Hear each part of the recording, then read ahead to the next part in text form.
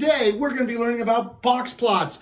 Box plots split up the data into quarters. Think of quartiles. We're going to be learning about that now. I already made an underline to make this lesson go nice and quick for you so you can get back to playing. First, you need to put the data set in order from least to greatest. Once you have that data set in order from least to greatest, you need to find the 5 boundary values. Now, the 5 boundary values are the minimum, the lower quartile, the middle, the upper quartile, and the maximum. Here's how we do that. The minimum is the number that's the smallest. The maximum is the number that's the largest. The middle is when we go like this and find the median. We came to 2 numbers. Whenever you come to 2 numbers, you add up those 2 numbers and divide by 2. Here it is, 5.5. Then the middle of the lower half. Divide it in half. So the first quartile or lower quartile is 4, the middle of the upper half. And that is 8. You with me so far? All right, we're doing good here. We found the 5 boundary values, which is critical if you want to find the box plot. Here we go, guys. Now, we take these 5 boundary values and we plot them up here. The minimum goes right here. See, that says 1 there. The lower quartile, 4, that goes right here. See 4?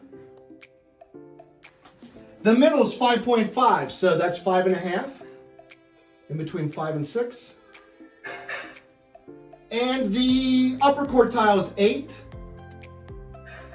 And the maximum is 14. They sometimes call this a box and whisker plot, guys, because look, these are going to be the whiskers of our little kitty here. Why is it so hard for me to draw a straight line? Okay, here we go. There we go. And we'll draw this whisker here, the box and whisker plot. All right, and now for the box. Kind of looks like the face of the kitty, right?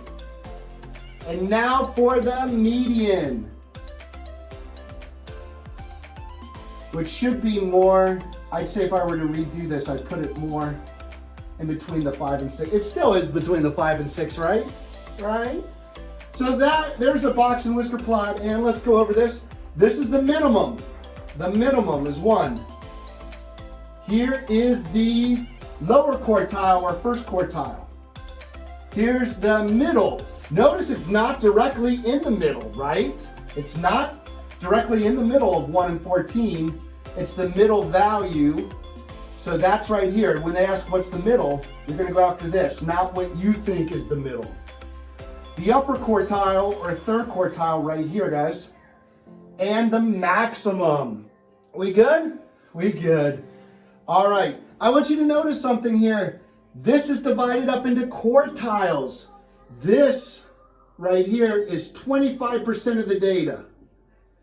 This right here is 25% of the data. This right here is 25% of the data. This right here is 25% of the data.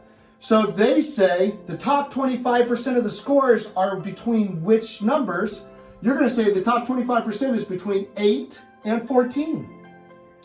If they say, what's the top half of the class? The top half of the class scored what? Like if these were quiz scores, for example, you would say the top half, the top 50% is 5.5 to 14. 5.5 to 14. If they say the bottom half of the class, that would be 1 to 5.5. Now the middle 50%, this is important. If you fall within the interquartile range, that's the middle 50%. It kind of takes, the middle 50%, the interquartile range takes away all the outliers and makes it better. Now, the tighter, the smaller the interquartile range, the less variability you have. The wider the interquartile range, the more variability you have. What's variability? Well, if I told you my age is between 1 and 40, that's a true statement.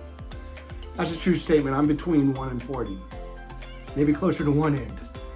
But that's a wide variability. I mean, that could be anything if you didn't like know me or know how young I look.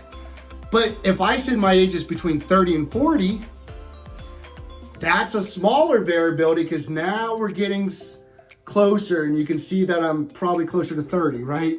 Right? Anyway, That's what variability means. So the smaller the interquartile range, the less variability, and the wider, the more variability. That's an important vocab word for you, variability. Oh, the interquartile range. The interquartile range is the upper quartile minus the lower quartile, 8 minus 4. Hey, I hope this helped you learn about box plots. My name's Jason Jacobs, and until next time, let's keep doing our math.